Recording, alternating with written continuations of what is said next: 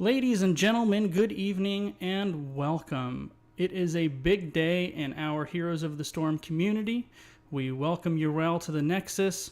We had some exciting mid-season brawl action this morning.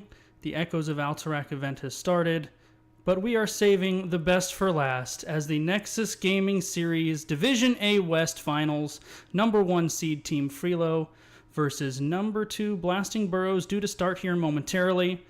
Joining me tonight is fellow NGS caster, fellow NGS captain, Jason. How are you doing, and are you as excited as I am? Oh, I am pumped. I am ready for this match. A Division West Finals, and the winner of this, of course, will go on to face the A East champion, which I believe is going to be determined still later in the week. We've only had a couple matches so far for these big championships, but this is going to be a big one. Two powerhouses here out of the A West division, and in the words of JR Jim Ross, this one is going to be a slobber knocker. I love the term slobber knocker, and you, my friend, unintentionally gave us the perfect segue because we have the brackets for the Division A playoffs. So let's take a look at those brackets and see how we got here. The bottom half, of course, is the A East. The Greek Economy, kind of the dominant team before some late season drama, but they're still in it, versus Game Freaks TBD later this week. And our matchup, both of the best teams in A West, currently undefeated in the playoffs, vying for a spot in the grand finals. Team Freelo, Blasting Burros.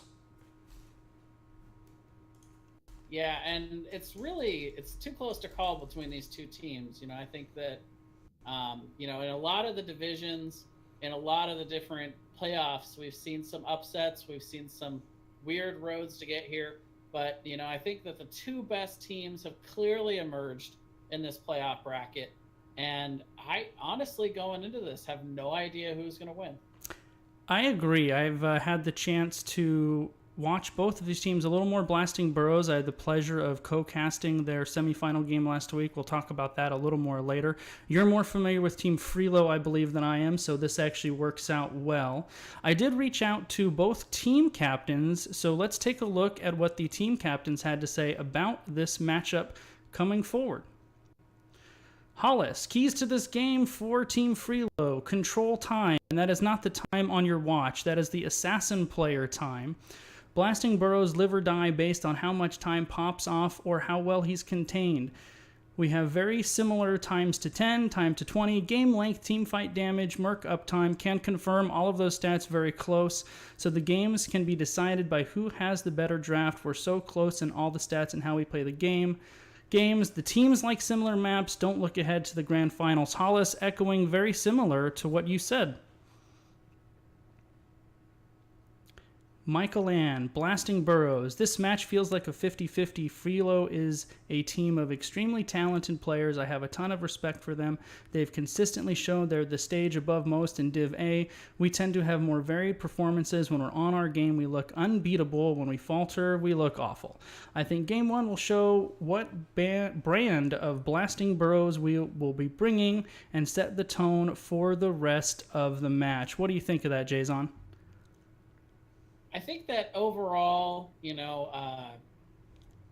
it's going to really come down to a lot of these. I feel like a lot of these comfort picks. I think that both teams definitely have had some drafting, patterns that we can see. And, of course, I'll be going over that as we go into the draft. I've done a little bit of research into these teams and their relative drafts. But I feel like some of these games might end up being won or lost in that drafting phase on, which team is scouted better and which team is able to get the upper hand in these drafts. Hollis brought up time, and as I mentioned, I co-casted their game against Trump last week. Both teams are in lobby, so we'll go ahead and go into the draft, and I'll continue my thought on that. Time last week played Tracer in Game 1. He went 11 kills, no deaths, top damage in the game.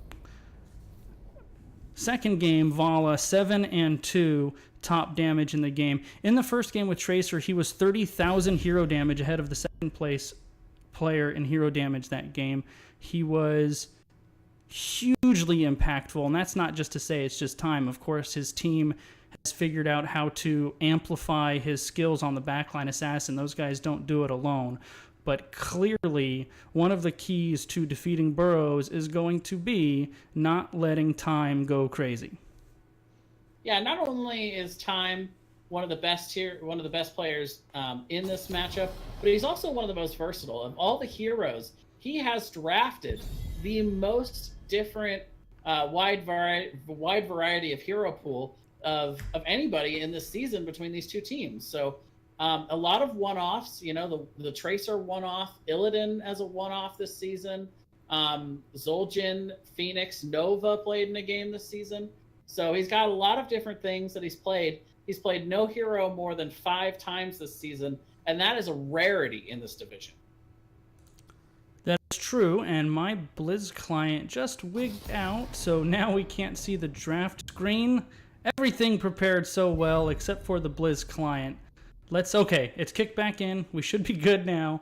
So we actually have an ABBA ban coming out for Team Freelo, and it was a Garrosh ban, even though you can't see it on screen. Those are blank. It's an ABBA ban and a Garrosh ban. And now first pick going to Team Freelo. Let's go ahead and jump over to Team Freelo because their answer to time is Skygum. He is top in Div A West in kills per game by a wide margin, 7.4. Also number 1 in the division at KDA at 9.8. His volume damage not quite as high as Time's, but he clearly, what he lacks in volume, makes up for in efficiency and focus. Really good at securing those kills. Yeah, and we see a lot of Genji from Skygum, a lot of Hanzo. Heroes that require that precise pinpoint accuracy, that maneuverability, and knowing exactly when the right time is to go in, no pun intended. But yeah, so I wouldn't be surprised to see him on one of those heroes. Dahaka, the first pickup here for Team Freelo, and that, of course, is going to be most likely Tythel. 4 Dahaka games this season, so that's one of their more played heroes, and of course very good on Cursed Hollow, where you really want to have the global advantage here. Also, ignore those flashing exclamation points with that weird glitch. It is showing the heroes who were selected, but it is showing them with those not available. But those are actually who's been picked. Jason, correct me if I'm wrong. We have a Dahaka coming out for Freelo and a Malfurion ETC for Blasting Burros.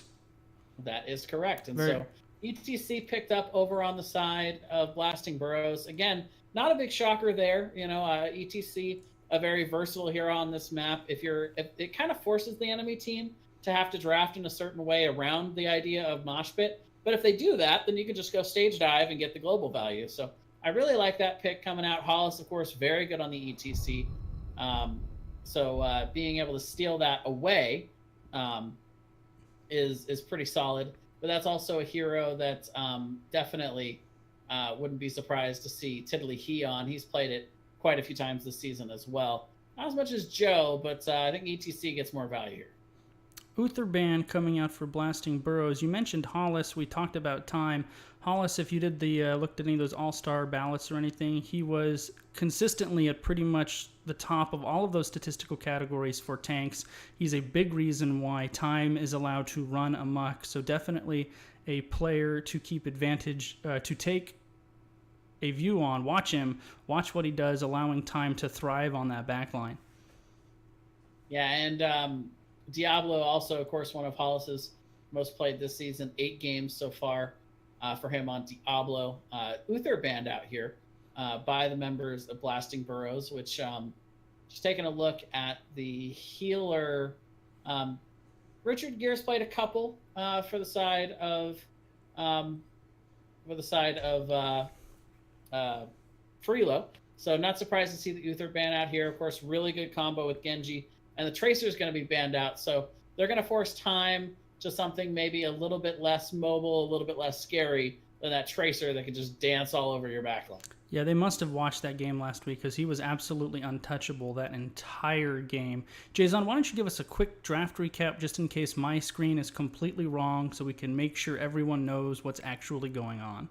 Sure, yeah. We had the Genji and the Diablo picked up in addition with the Dahaka. over on the side of Team Freelo. Blasting Burros picking up Malfurion and ETC so far. They banned out the Uther along with that Garrosh at the front, and Abathur Tracer banned out so far from Freelo. So 2 picks coming up here. Li Ming and Sonya. So very interesting pick here. Li Ming is something that we've only seen once from time. So probably could see that from Pyromaniac, but he hasn't played that at all this season. So be interested to see who on the side of Blasting Burros is going to end up playing this Li Ming.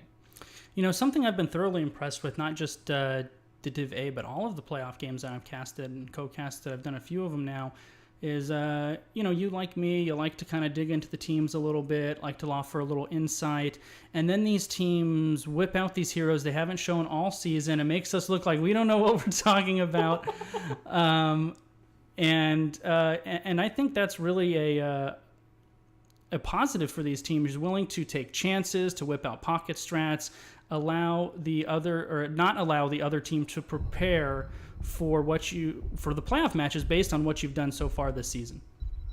Yeah, and an answer there for Pieman Twitch. Yes, Rag did get hotfixed today. That was in the patch, so he's good to go. It was only on Towers of Doom, I think, that's correct. A problem anyway, but that's been fixed.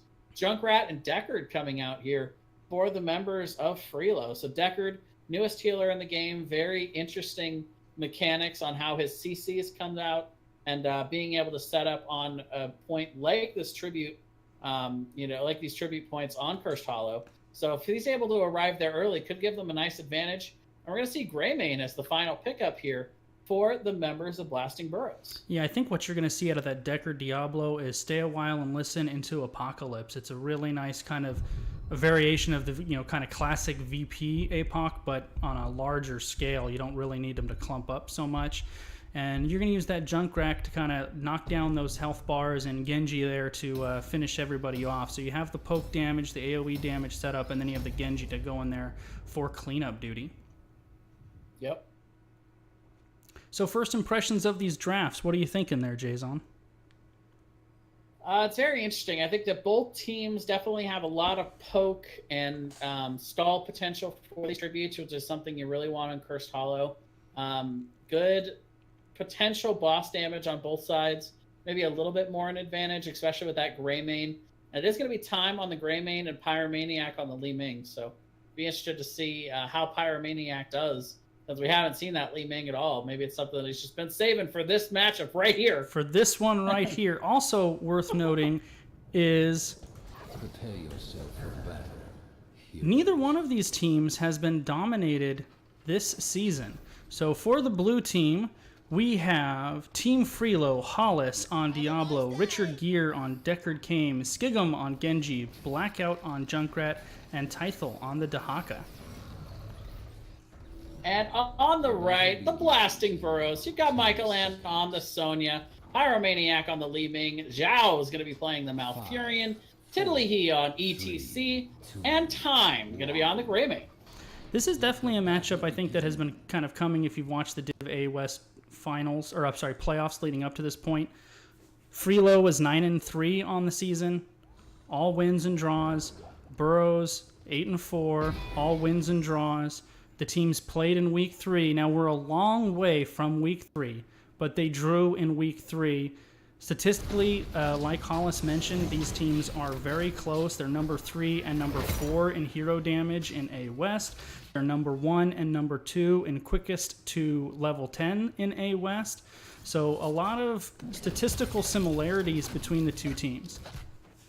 Yeah, they're just so even. It's going to be very hard to decipher a winner until we really start to get into the late game, I feel like. I don't think either of these teams are going to dominate early. And you can see they're kind of respecting each other in the way they're moving around the map. Nobody going for any really aggressive ganks. They're just doing a more standard laning phase. We do have both teams rotating out here very early to get these camps, which you would expect from high-level play like this. Yeah, and from casting Blasting Burros last week and kind of the vibe I've gotten from watching them and how Hollis talked about them, they strike me as a very momentum-based team. I saw that when I casted them last week. Once they got rolling, they were like a juggernaut. They just didn't stop. They were actually number 1 in kills and KDA in Division A West by a fairly wide margin. So that's one of the statistics that sets them apart. An aggressive invade here by Team Freelo. A huge ceiling scroll is going to secure kills on both Sonya and Greymane. Very aggressive on the Merc invasion there. And that brings me to the next point I was just segueing into. Team Freelo, number 1 by a mile in Merc uptime in A West. So maybe one of the differences, macro versus team fighting between the two teams? Yeah, and I said that both teams were respecting each other and doing more standard rotations. Well, that lasted for about a minute and a half. Here comes Team Freelo, ready to go ahead and press the advantage. They get the camp in the top. They did let the camp and bottom push in just a little bit, but I don't think there was too much damage down there done. None at all, in fact, as Hollis is down here to answer to it, and the rest of the team will likely be rotating in for this trip at bottom. So they get a nice little advantage, stealing that camp in the mid. They're going to pick up their own camp here in the mid that'll push during this. Meanwhile, Time actually ended up on the wrong side of this wall. They killed the side wall, but very nice overpower. Hollis keeps them locked in. And that's first blood going over to Team Freelo. Well, actually third blood, because they already had 2 on the Merc camp. That's true. But Zhao able to escape from an angry Team Freelo in hot pursuit, and that death on Time really forced them to concede this first objective. And we can see the Merc prioritization from Freelo. 3 of the first 4 camps in the game were all blue. That mid camp is still pushing. And about a half a level lead or so advantage, I would say, here for Team Freelo in the early game. Yeah, definitely starting to get a little bit ahead. They've got about that level lead, but this is definitely still something that Blasting Burros can come back from. This is a team, like you said, that thrives on team fighting. They're going to be able to find themselves some later game team fights that are on the same talent tier over these map objectives. They're going to be able to clean this up. Not the best wave clear, especially in the Li Ming doesn't have amazing wave clear, especially against these larger minion waves that have camps and just a lot of bodies in there. But they are able to clear it up. They are going to come down. It's going to be a 5v4 for the moment, but Tahaka can burrow down anytime, and level 7 still not quite here for Blasting Burros. So we do have another team fight coming. Tahaka has burrowed in. He is going straight to the back line, lands the tongue on the Li Ming. She is flipped and able to escape. Both times now posturing, fighting, doing damage. No one going down. Skigum going deep on the back line before retreating. No team seems to have too much of an advantage here. However, if you're Blasting Burros and you have a Li Ming, you want that first kill so badly. Unable to pull it off. Team Freelo able to bully Blasting Burros away and secure their second tribute. Yeah, I actually think overall that was not a bad trade there for Blasting Burros. They wanted to come in, try to deny that tribute, but they didn't give away too much. They didn't give away any kills. They took their shot at trying to get a team fight in, even down that level 7.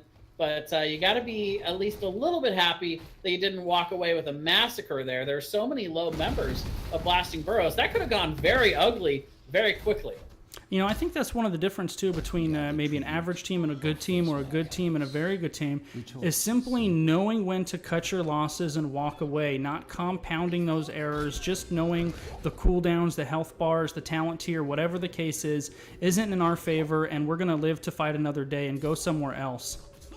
And here's Richard Gere already setting up an early Junkrat, actually falling there. So that's a really big pick here for Blasting Burros going into this third tribute phase. They're going to find Deckard as well. I was just about to praise them for setting up the potions here early, but nice rotation from Blasting Burros. They get aggressive. They find a couple of picks. They're going to get themselves a tribute, but they're also starting to catch up a little bit in XP here. So level 10 will be almost picked up here by Team Freelo, I think, by this next tribute phase. It's going to be really close here for that level 10 advantage. That was Blasting Burros. They actually set up to ambush Junkrat in the rotation. It was slightly off camera. And then that Li Ming reset allowed them to grab the Deckard too on the backside of that. once Junkrat fell. So Blasting Burros fighting back. However, I love this from Team Freelo. They know the next objective basically means nothing to them. They rotate down, and they are going to rip this boss, I think, without Blasting Burros even realizing. Yeah, they're probably starting to get an inkling at this point, but it's too late for them to do anything about it. It's going to be picked up. It's going to be pushing in that bottom lane, and we'll have to see if they're able to get up here in time. They're going to be late on the rotation by a little bit, but they still got 10 seconds to get in on this tribute, and they also have Hollis up here in top, who can probably get at least one poke in on it safely. Now, Team Freelo is posturing like they're going to contest this. Dahaka can burrow in anytime. 10s are here. We have the new and improved Lightning Breath from Diablo, X-Strike from Genji, Isolation from Dahaka, Riptire from Junkrat, and I was wrong. It is not story time for Dahaka, or for Deckard Cain, I should say, but Lornado. Yeah, we're going to have those books floating around trying to press people out, but now Skigum going in. The towers, of course, shut down here. Curse is picked up for Team Freelo. The boss also free pushing here. Michael Ann trying to deal with it, but he's not going to get much help from the minions pushing on the other end. Meanwhile, full four-man commitment here, four-man commitment, because Hollis is still in top. But Team Freelo pushing these structures, getting as much structure damage as they can here while this curse is up. Yeah, and it's going to parlay themselves into about a level and a half, 2-level lead for the side of Team Freelo. They're going to be down all of their outer defenses likely by the time this is up. So Team Freelo looking great, and now they are rotating in the top lane toward ETC. He does not realize, or does he? Did he stage dive away? And he did. So Tiddly he saw the rotation coming, and he just jumped off the top ropes and got out of there. Yeah, right now Team Freelo definitely running the table in terms of how this match has flown. I'm not ready to count Blasting Burros out yet. Really on Cursed Hollow, all you need is to get to that 16 talent tier, have yourself a couple of tributes in the bank, get yourself a curse, and you can be right back in it easy. And there goes the Lightning Breath by Diablo, zoning away Tiddly, he, and Time as a split engagement from Blasting Burros. Speaking of Blasting Burros, they have picked up their heroics. It is Wrath of the Berserker from Sonya, Wave of Force from Li Ming, Tranquility from Malfurion, the aforementioned Stage Dive from ETC, and Go for the Throat on Greymane. Junkrat able to secure the first kill on ETC, and the Assault from Team Freelo not over. They have their eyes on the first keep of the game. Yeah, huge drag coming in there from Tiffle, and we do see him going after a second one. This one not quite landing, but nice zoning. Definitely too much of a threat factor there for Blasting Burros to want to try to come in and contest. Boss will finish off the keep, and that's going to be first keep of the game, 3-level lead. And now this is starting to get a little bit out of hand here for Freelo. Yeah, 3-level lead. If you want an explanation as to why Team Freelo leads the division in Merc Camp uptime, watch this game. They have been all over every Merc Camp. Very little in the way of response from Blasting Burros, both due to the level discrepancy and a couple of aggressive invasions as well. And you saw Team Freelo kind of hanging around there in mid. As soon as they saw the ding from that bottom camp, they realized that Blasting Burros did not have what they needed to answer to a little push into the mid. So they get even just the smallest advantage. They push in, get a little bit of extra siege damage on that mid keep, soften it up for later, back up before Blasting Burros can rotate there and punish them, and now they'll look to just get advantages elsewhere. So Blasting Burros in a rough spot. The next time, barring some unusual pick-off here from Blasting Burros, the next time they're going to get a same talent tier fight is probably going to be like 16-19, I would guess. A little bush party. They want to catch Freelo coming up for these Siege Giants. However, Freelo not playing that game. They are at the objective. I imagine once this objective gets popped, Blasting Burros, are they going to steal the Giants? No, they just opted to try to catch them there. They were unsuccessful, and now they're going to withdraw back into defensive posturing.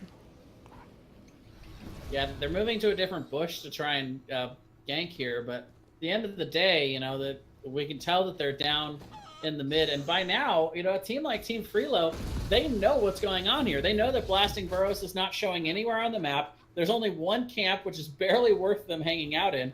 They know that they're bush partying.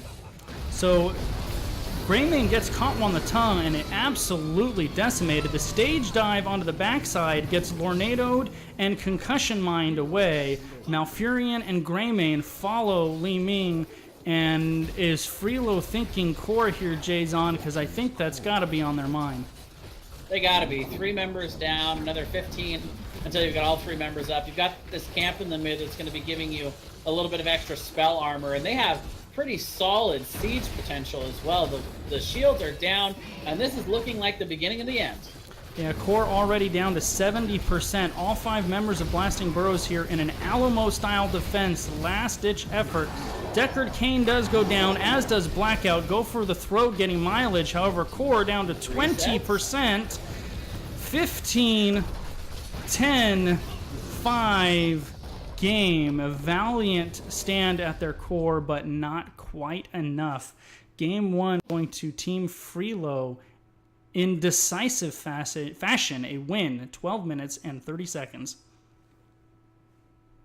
Yeah, and I would definitely say that this is the kind of map that caters to the style of play that Freelo likes, which is macro heavy, not a whole lot of team fighting. You look at the kill count, 7 to 5 on the kill count. That is not where Blasting Burros lost the game, was in the team fighting. It was just in the macro map pressure. Blasting Burros fell behind on tributes. They fell behind in rotations and camps. And Team Freelo kind of just never let them get back into the game. They never fed into what Blasting Burros is good at. It's 5v5 team fights. They utilized the Dahaka and the Global a lot better than Blasting Burros did with the stage dive, which of course doesn't even come in until level 10. And they walk away with a pretty clean game 1 win here. Yeah, if you watch that game, it didn't feel like a game where the death count was within 2 of each other. That it just didn't feel like that.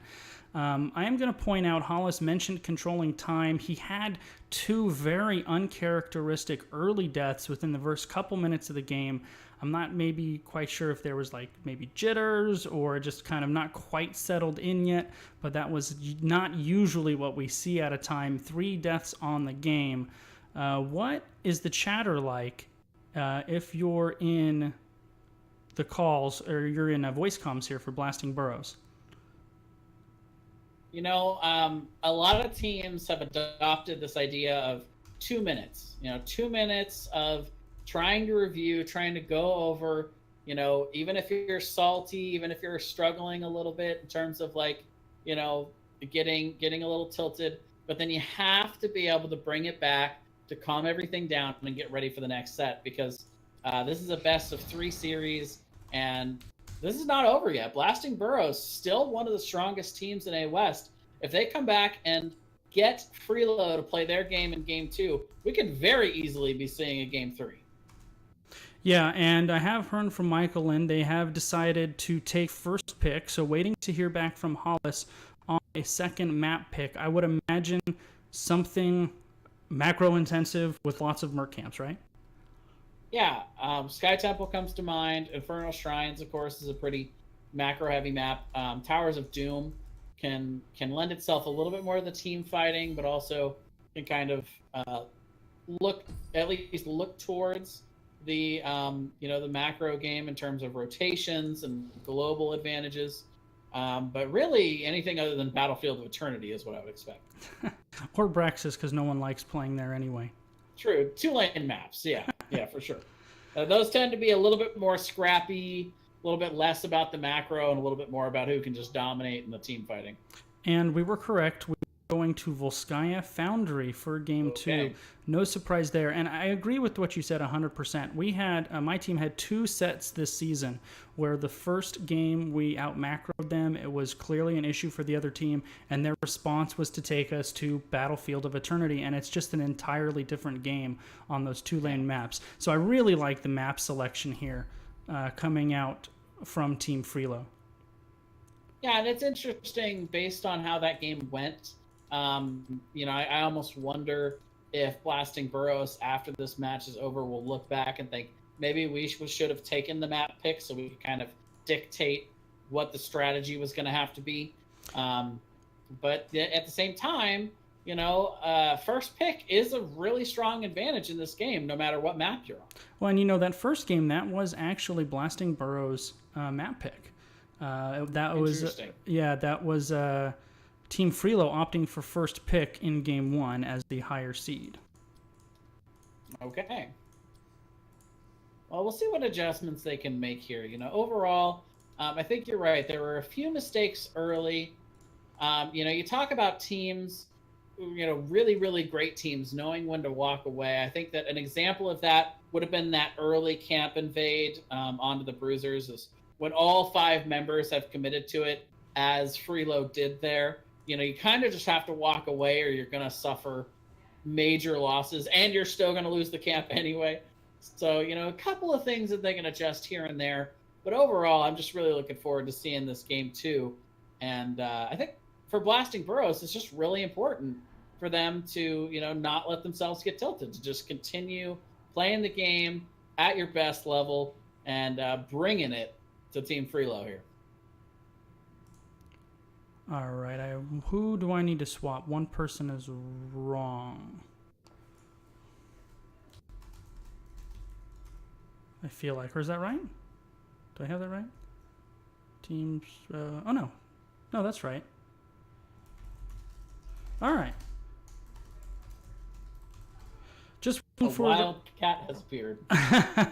Mine would too, but they're locked out. All Can't right. lock them out of the whole apartment. Oh yeah, duh. That's okay. There we go. She's the real star of the stream. It's all right. They always are. That's true. All right, so just waiting for the R's from both teams. Team Freelo definitely showed once they got their hands on that game, they were absolutely not letting go. And you felt like Blasting Burros, a team we tagged as kind of momentum-based, just never quite got their feet under them. Yeah. Yeah, I would definitely say that's the case. At some point, you got to have an opportunity. And, the big opportunity that they took was trying to round into mid and engaging from behind. And they did take that one opportunity. It was about the best opportunity they were ever going to get. It just didn't really work out for them. So you give them mad respect for making the right macro call. But, sometimes those things just don't work out. Yeah, and even against teams that are very closely matched, just sometimes you have one-sided games. You see it at all level of plays and all kinds of competitive modes. Sometimes players have off games. Teams have off games. One team catches fire. But with what we saw in Game 1, I think the start of Game 2, how the early game goes for Game 2, is going to be supremely important for Blasting Burros.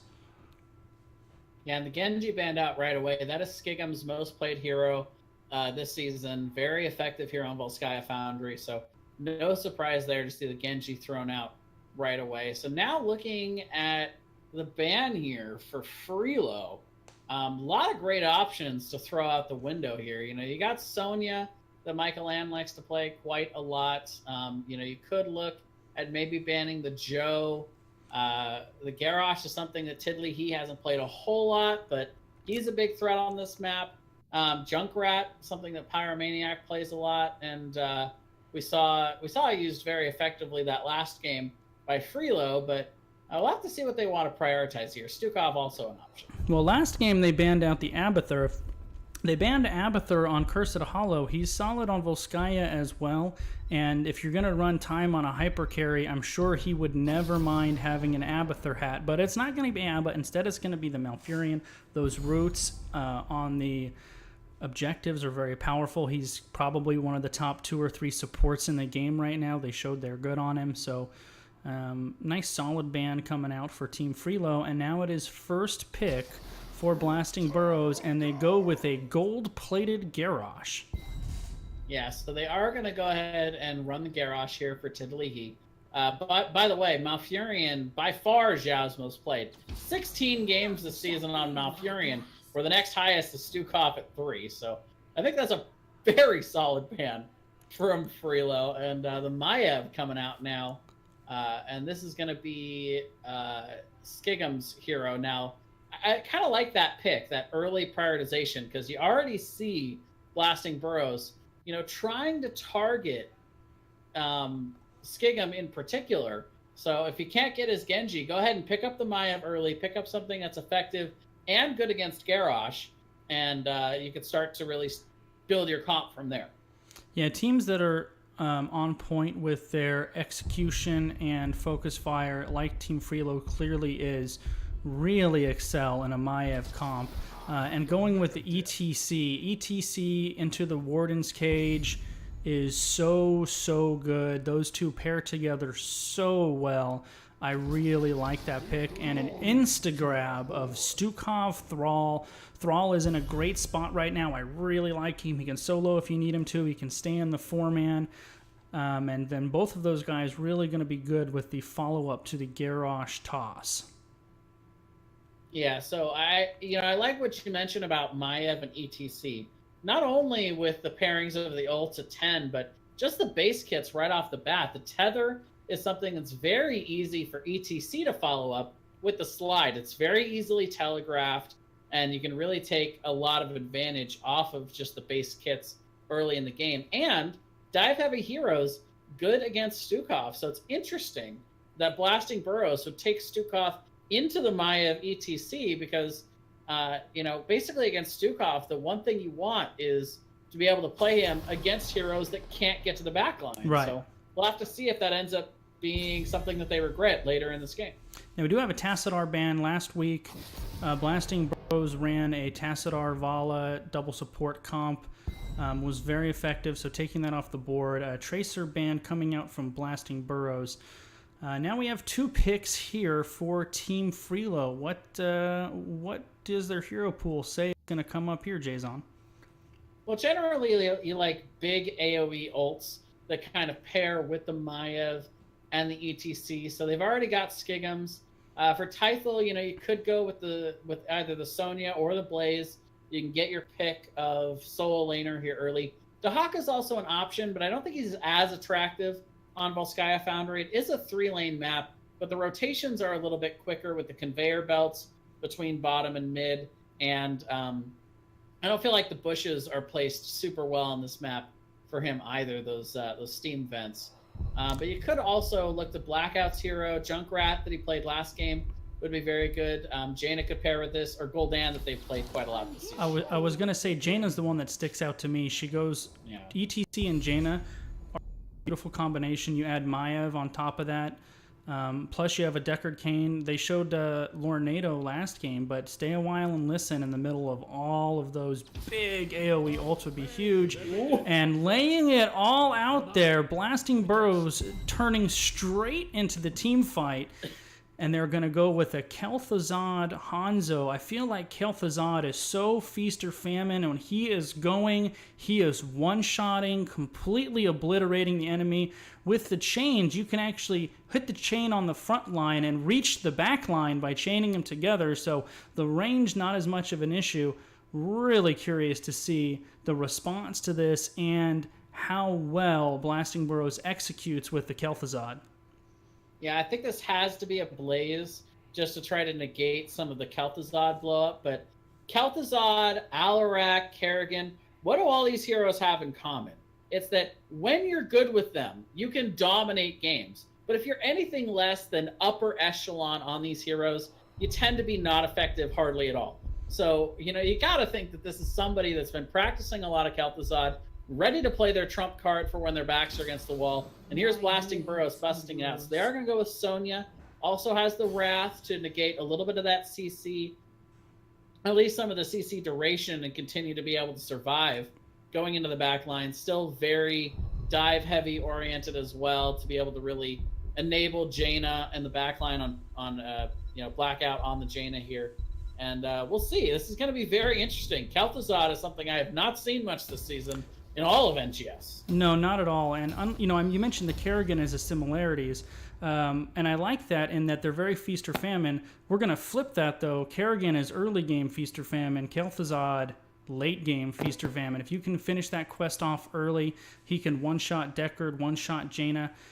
I want to look at that Sonya last pick. That's probably who they were targeting regardless. After the Kel'Thuzad pick, I'm sure there were some discussions going on there. You almost always see Wrath of the Berserker Sonya. However, with a Kel'Thuzad back there, with ETC, with Maiev, are we going to see a leap? Is that a possibility? It's not out of the realm of possibility, I feel like. But, ultimately we'll just have to see. I think it's going to come down to what their comfort level is, what they've practiced with it, and, overall what their whole strategy is going to be. So blue team, Team Freelo, we have Hollis on ETC, Richard Gere on Deckard Cain, Skigum on Maiev, Blackout on Jaina, and who did I miss? Tythel on the Sonya. And on the right, the blasting Burros. We're going to have Michael Ann on the Thrall. Time going to be playing the Kel'Thuzad. Pyromaniac on Hanzo. Zhao going to be playing Stukov here. And Tiddly He going to be on the Garrosh. So I'm gonna speak for you, Jason. Is the hero to watch this game Kel'Thuzad?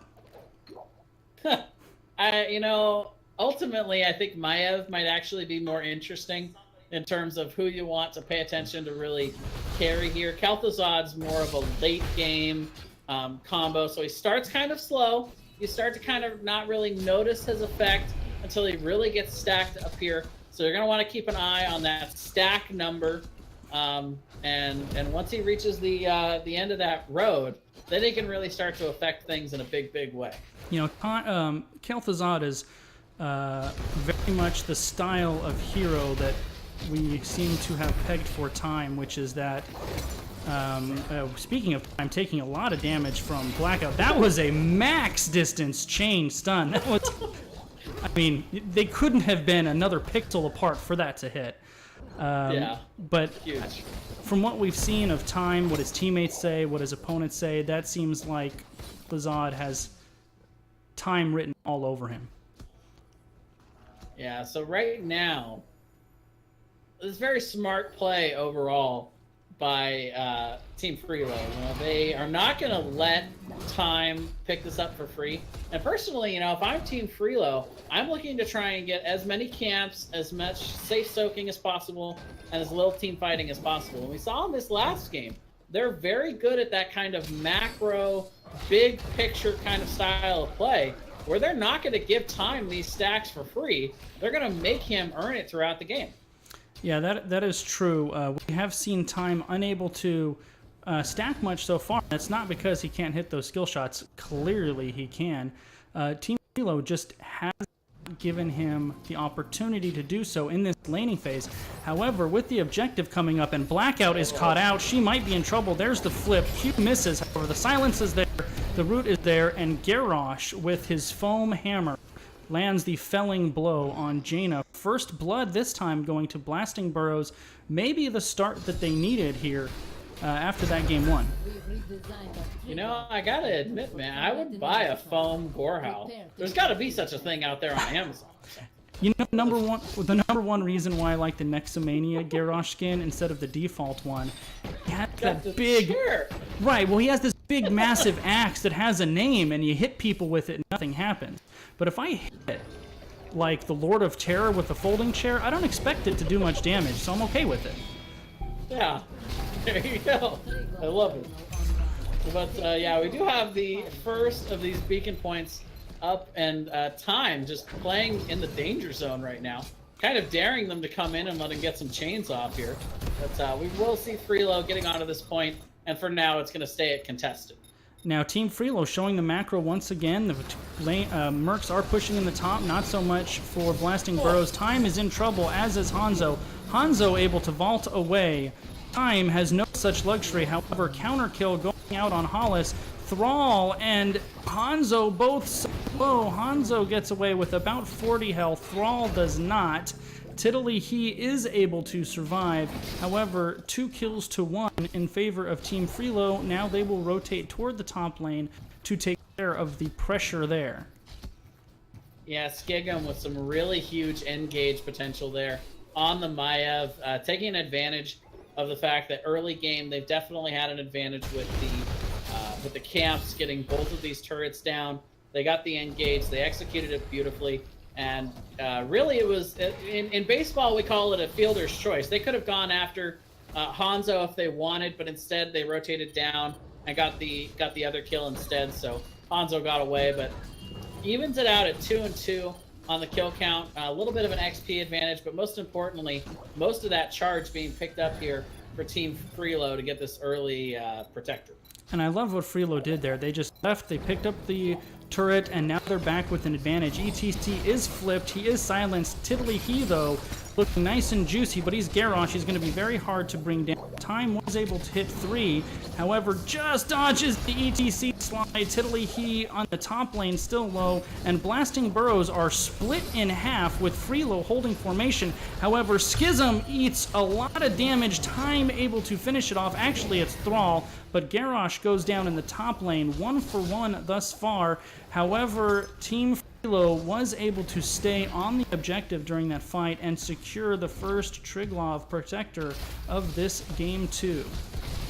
Yeah, level 7 comes in, so Glacial Spike now going to be out for time on that Kel'Thuzad, which is a really good engaging tool for them, especially on these points. But it was just too late for this first beacon point. But, you know, 13 stacks already for the Kel'Thuzad, 30 to finish it, so he's almost halfway there. And this early Triglav protector is going to get these front walls, maybe get a little bit of damage. If they do get this well, which it looks like right now they are, this is going to be very nice because the next control point will be here in top, but it'll give them about a level and a half lead, but definitely still going to be a solid opportunity for Time and the Blasting Burros boys to come back in this one. You saw the damage go out on Blackout. The combo from Kel'Thuzad took Blackout from about 100 to 50% health. That's down a level without the completed quest. Once that spell power kicks in for Kel'Thuzad, you can see what he's going to be able to Jaina in particular, but also Deckard Cain if he gets a hold of him. Yeah, and there are a lot of quest talents right now for the members of Blasting Burros that haven't been finished yet. 12 out of the 20 stacks for Scattershot right now for Hanzo. 5 on the Groundbreaker here for Tiddly he, and then 19 out of the 30 stacks right now for Time on that Kel'Thuzad. So this is a map that typically goes to late game. Level 10s are now in for Team Freelo, so Blasting Burros are going to have to be patient here. But if they make it to this late game, this team is going to be hard to stop. And speaking of those level 10s, we do have Stage Dive for ETC, Warden's Cage for Maiev, Ring of Frost for Jaina, and it is Leap on Sonya, and there it is, straight onto the Hanzo.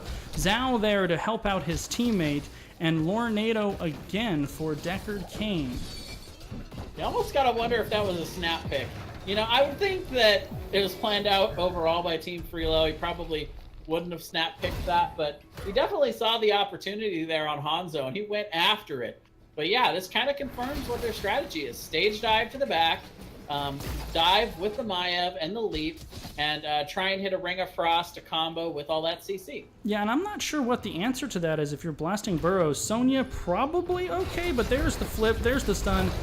The arrow there completely missed, not on the same page. However, it's not going to matter. Sonya likely to fall, but the peels from Richard Gere with the Lornado able to keep Tythel alive, and here comes the re-engage by Richard Gere. They do catch Time in the Tether and the Warden's Cage. The Stage Dive just for show coming out for Hollis. Pyromaniac, or Pyromantic I should say, on the backline is in a lot of trouble. He goes down as well. Yeah, that was definitely a rough exchange here for Blasting Burros, because they thought they had the Sonya, but, you know, very good call there by Tythel to drop the healing totem there to be able to keep himself a little bit more sustainy. And, you know, you got to give all the credit to Richard Gere for getting him out in that situation also. Yeah, constantly throwing out potions, and that Lornado was just huge. Yeah, big time. A couple of potions to bolster her hit points, and then a huge Lornado to get the little support medal there for Richard Gere. So a much stronger start for Blasting Burros, still about a level and a third behind, 2 kills behind. This next objective is going to be huge. By the way, for those wondering, 21 right now on time stacks. We do have 2 on the stacks here as well for the Maiev, so a little bit slow going there on that early level 1 talent, but there's just not been that much team fighting, you know, overall. Jaina right now 4,400 damage out of the 15k needed for the for the ice block, so just not a whole lot of team fighting going on overall right now. And that's intentional by the side of Team Freelo. They're not in any rush. They grab 2 turrets. They have 13 advantage. They will not let Time stack his quest for free. We haven't touched on it yet, so now's a good time. Level 10 for Blasting Burros. Earthquake for Thrall. I believe, I don't know, Kel'Thuzad's icon. Shadowfisher, thank you for Kel'Thuzad. Dragon Arrow for Hanzo. Massive Shove for Stukov. Warlord's Challenge for Garrosh. Speaking of Massive Shove, with the ETC stage dive, if you time that just right, you can kind of shove him immediately upon landing. So maybe that's the well-timed answer to the engage there. I don't think Blasting Burros can go in here. I think they have to go do something else at this point. Yeah, really with Zhao, it's just kind of take your pick on who you want to shove. The Maiev that's constantly coming in to try and tether you, the Sonya that's leaping on you, but here comes the big team fight. And look at the damage. Time and Zhao combining for the silence, and the Kel'Thuzad combo picks up 2 kills on the entire front line. However, the back line says, don't worry about it, we got you here. Time, the only man left alive to tell the tale, a 4 for 2 in favor of Team Freelo. That team fight was an absolute roller coaster of emotions. Garrosh was the first to go down. It looked like it was going to be bad for Blasting Burros. However, Time and Zhao combined for a double counter kill from the top rope on Hollis to pick up the kill and complete the ace. That was crazy. Yeah, totally insane team fighting. And just one more stack needed now. 29 out of the 30. So he's slowly getting them through these big team fights. But they're also, again, you know, this is Team Freelo's match to lose at this point, because they have played it patiently. They haven't given these over for free. They've only team fighted when it was absolutely necessary for these map objectives. They now pick up their second Triglav Protector, and there's 2 keeps that are now going to be under possible duress as they start to push in towards the top lane. And we saw a taste of what Kel'Thuzad can do and what they were thinking with the Stukov pairing them up with him, because just the 2 of them basically single-handedly obliterated Sonya and ETC that last team fight. Now that is that finished? Now that the quest is finished by Kel'Thuzad, let's see what this game turns into. 3 levels is a really tough obstacle to overcome, though. There goes the Dragon Arrow. Tiddly He and very deep, very low. Earthquake goes out. Tiddly He goes down. Michael N on Thrall goes down as well. This top keep will soon follow.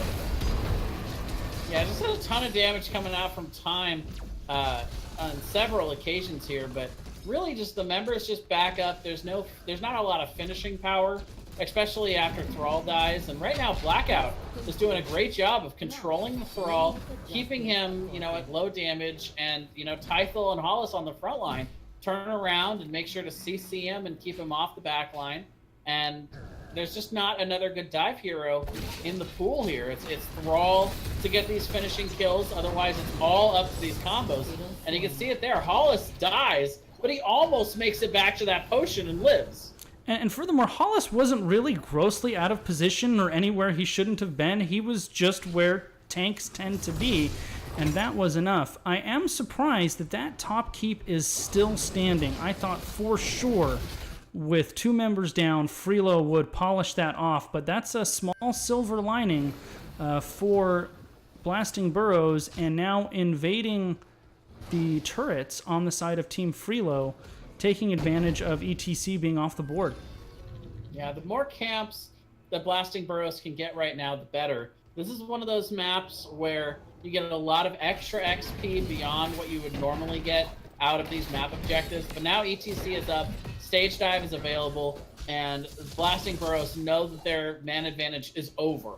They're going to back up. They're going to try and get 16 and look at possibly control point C as their next contesting point. So stage dive does go in, and it's a little late to contest the camp. It is not late to get onto Kel'Thuzad. He goes down, and the Ring of Frost catches 2 within the Warden's cage. Garrosh goes down. Thrall is going to go down soon. Team Freelo planned that perfectly. I was starting to say this is working out well for Blasting Burros. They're going to hit 16 before the next objective. Team Freelo says no, sir. They are not, and they hard engage before 16 can be picked up. Pyromantic is able to vault over the wall. Full siege assault here for the side of Team Freelo.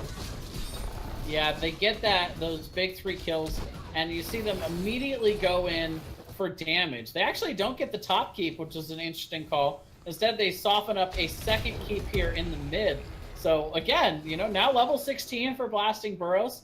They're still kind of in this game somehow, even though 15 to 7 kills, it seemed like they've had kind of a rough game, but they're actually still in this. They are 100% in this. The next team fight will be same talent tier. That's all you can ask at this point in the game. 16 to 18. You can see Tiddly He posturing. There goes the Lornado to try to peel. Blackout running on the conveyor belts, not just for exercise, but to get away. Tythel split out by the lurking arm. However, Zhao uses massive shove in the middle of a blizzard. Not a great idea. He goes down. Here goes the stage dive. Michaelin and Tiddly He separated from the back line. This is going to be bad for Blasting Burros. Thrall, the second member to go down. Garrosh in a world of trouble. Yeah, we've seen this twice now in the last couple of team fight engagements. And, you mentioned earlier about what makes good teams, great teams, and, the best teams of all, really. And I'm going to add a chapter 2 to that, which is teams that know how to identify small little mistakes and know how to punish it really, really hard. That first time, it was Kel'Thuzad out a little bit too far. Hollis did a great job identifying that and punishing. This time, it was Stukov, a little bit too far, as the members of Blasting Burros were trying to push in, trying to engage hard before 20. And again, the CC comes out, the isolation comes out, Stukov is the first to die, and then it just all falls apart for Blasting Burros. Yeah, upon the initial chase that Blasting Burros put on there, they looked like they might be putting a wedge in Team Freelo. Sonya and Jaina were a little bit split out there. They just weren't able to quite catch them, and Team Freelo turned on them.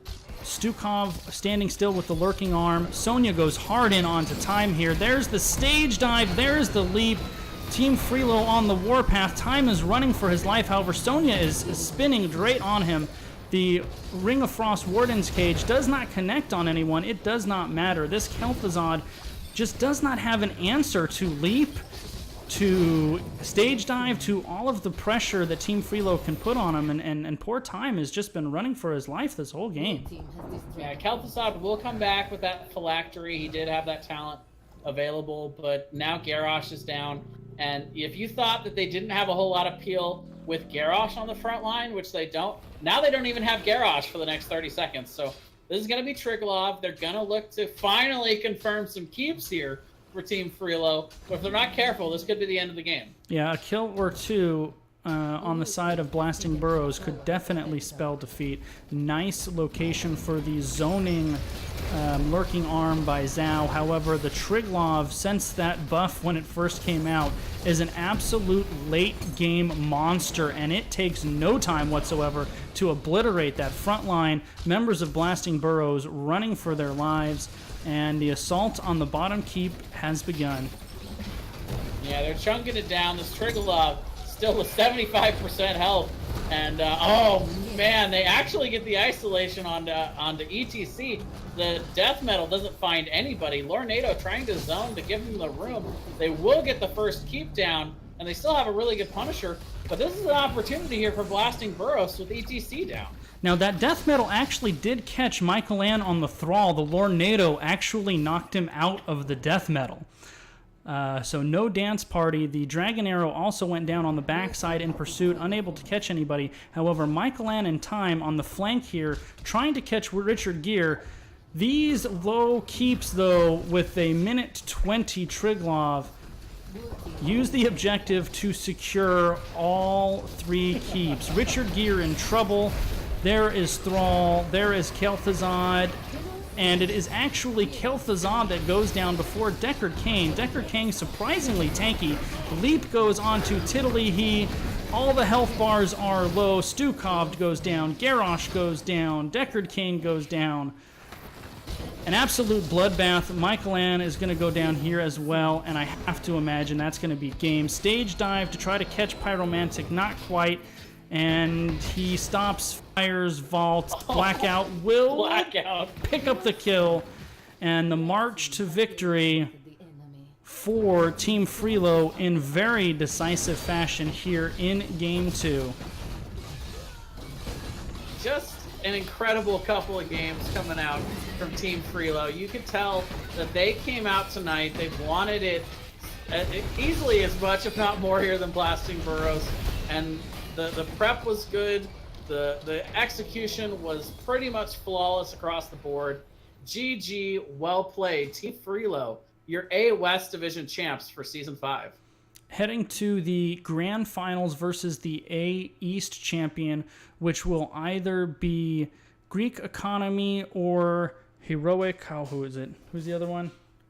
I had it written down, and now I don't have it, and I should. I'm a terrible caster. But that game will be played later on. Initially, all the Grand Finals were to be this weekend. However, now they might be scheduled the week after due to Father's Day weekend and mid-season brawl. So keep an eye out for that. We will hopefully get Hollis or one of the other members of Team Freelo in here shortly. Last game, 7 kills to 5. It didn't feel like it. This game, 25 kills to 9, and it felt like it. It definitely felt like it. So Game Freaks versus A Geek Economy. By the way, if you guys want to check that out, 7 p.m. PST Thursday night. So far uncasted. It looks like it hasn't been assigned yet. Not going to be uncasted. It'll be casted. Yeah, but it's not assigned yet. Apparently, all of the finalists want to play this Thursday evening. I know, if you look right? at that, so I'm sure insane. some caster will pick it up, but as of now, we're a little short. At some point, somebody will grab it. You will be able to watch it. I like the I can never think of the right word for this, but the audacity to try for the Kel'Thuzad, but with an ETC and a Maiev already on the board, they just couldn't keep time safe. They couldn't give him the space he needed to operate. And so many deaths. We identified blasting Burros. They need the momentum. They want those team fight wins, and it just felt like they could never get it. Yeah, and at the end of the day, some really big combos, some good opportunities. They got some kills throughout that second game, and they just did not go away late into that game. But just the execution, again, it's just too good. The planning, the preparation, and the execution, just all phases of the game right now. It seems like hitting on all cylinders here for Team Freelo. All right, so we are going to get Hollis in here, I think, if I can find him. Oh, he should probably just be able to join, and there he is. Can you hear us, Hollis? Yep, I can hear you. Congratulations, man. Heading Thanks. to the grand finals of Division A. How you guys feeling? We're feeling really good. We were probably the most worried about this that we have been so far. Really surprised to 2-0 it. So yeah, we're looking forward to grand finals now. I'm not going to lie, I'm surprised you guys 2-0'd it too. Everything looked like it would be a really close matchup. It just felt like you guys never took your foot off the gas once you got a hold of the lead there. Any thoughts on any particular keys to how those games went?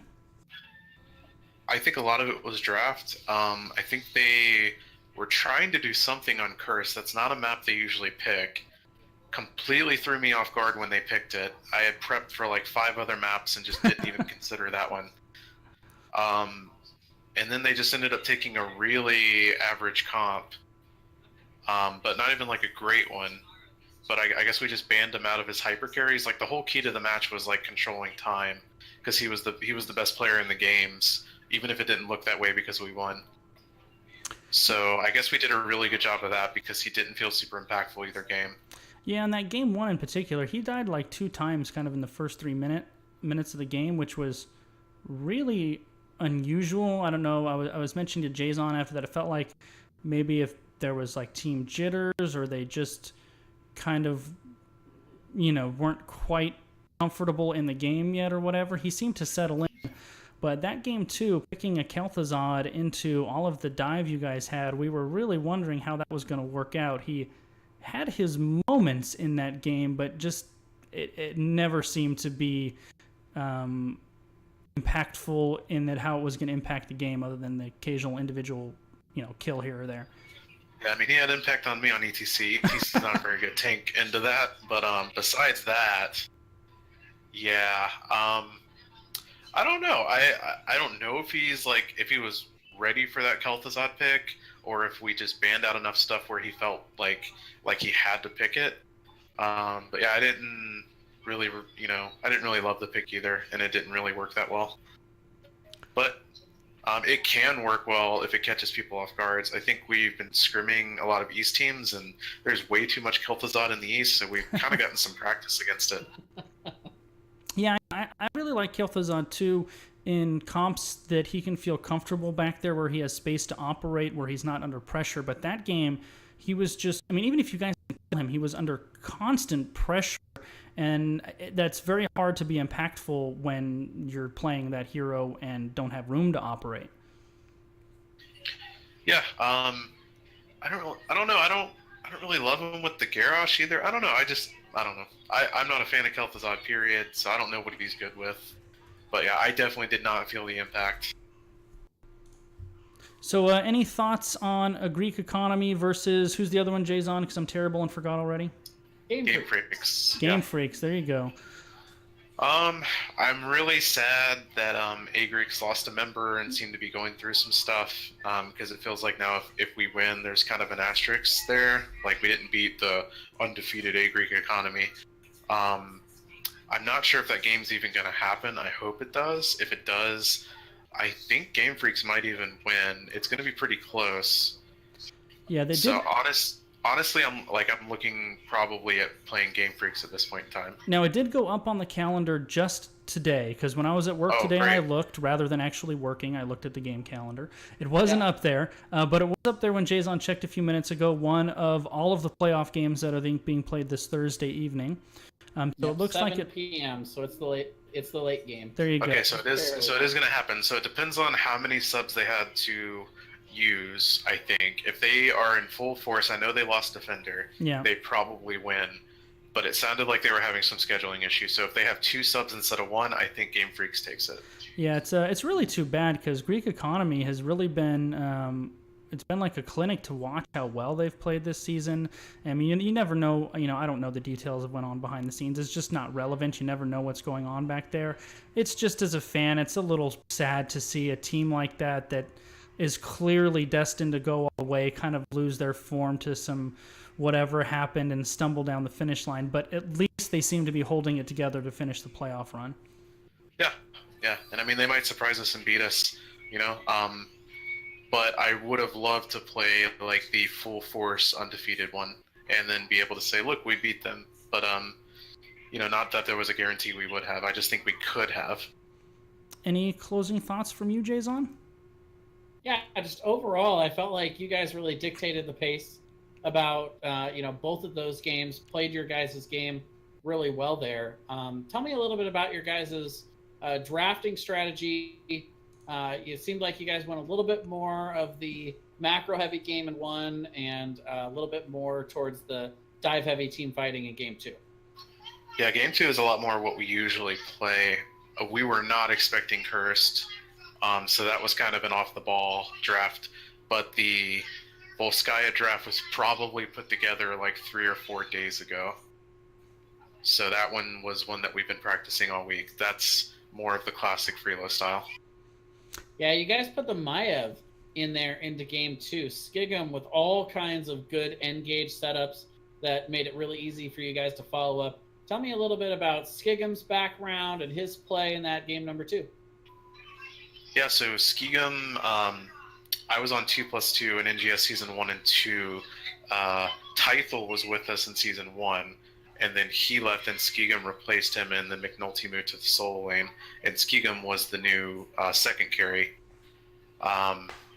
So that's where Skigum and I sort of met. He was sort of playing mages and Greymane, and it was like the 2 support meta back then, so it really didn't even work that well, because what we didn't know is him and Axon are actually really similar in play style and hero pools. He's more of a hyper carry, so we love putting him on the Genjis, on the Mayas, on the Tracers, Valas, Greymanes, that sort of thing. So that is more what we like to do, for sure, that Game 2 comp. And a lot of it revolves around him, honestly. I do have a follow-up question. So on that Game 2 draft, I suspect probably Kel'Thuzad wasn't entirely on your guys' radar, but Sonya was probably the pick you were going to go with regardless. You did take a little while on that last pick. Were you considering other things, or were you just talking it over and going Sonya regardless? We were considering something, and my team was talking me out of it. I can even tell you what it is. We were considering a new Barak. Oh, okay. To just cocoon the Kel'Thuzad and Sure. then dive. But we have way more practice on Sonya, so that's what we went with. And not just Sonya, but Leap Sonya. I speculated that in the beginning, and you guys made me look intelligent, so thanks for that. Yeah, no problem. I think it was for sure the right pick. So any closing shout-outs? Where can people find you? I don't know where they can find us, but In the Nexus. I'll shout. Yeah, in the Nexus. Yeah, we can shout out 2+2 McNulty, Average Joe scrimmed us all season. Shout outs to Trump for scrimming us tonight, actually, even though their season's over. Gazlo did the same thing for us last week, so cool on them. Scrimmed some B teams the other night, Divine 9, I think, so I hope they win. They were actually pretty strong for Division B, in my opinion. Ember, that's about it. Oh, and my own team, yeah, they're all great, I guess. Yeah, those guys. Yeah, they're all right. The throwaway team shout out. I love it. Well, congratulations again, Hollis. We'll be looking for you in the grand finals whenever you guys end up scheduling it. 2-0, a surprisingly short cast. To be honest, I thought we were for sure going 3, but it is what it is. Jason, any closing thoughts? You guys play in the Div B West finals tomorrow, so I think you're the only game going tomorrow night. So everyone tune into that. Div B West has been very competitive this season. I expect the finals to be nothing short of that as well. Yeah, we're looking forward to going up against Obscured tomorrow night. Check that out on Professor Bobo's channel at 8 p.m. tomorrow night. And otherwise, you can catch me casting here in NGS whenever I get the opportunity. And it's all Jason Hots, YouTube, Twitch, Twitter, all of that. So feel free to follow me. And thanks again for an awesome match tonight. I love being able to sit in this seat because all I have to do is just watch and analyze, and I get pretty much the best seat in the house. So I love it. Thanks for having me. You are so good at segues, Jason, because even though I'm the caster and this is on my stream, I got to do nothing tonight because we actually had a full NGS production crew. So huge thanks to D. Marcon, who was our observer today, and NGS founder Voodoo on the cartography production. Jason and I got to just watch some games and talk about it and have a good time. Those two guys doing the hard work on the back end. It made it really easy. So thanks to those guys and all the tech crew at NGS for making those tools available to us. You can find me at twitch.tv/mongoose_22. If it's Twitch, it's 2 underscores because there are imposter mongooses out there. And be sure to turn into the Div B West Finals. Thanks, everybody, for tuning in, and congratulations one more time to Team Freelo. We will see you in the Grand Finals. Have a wonderful night, everyone.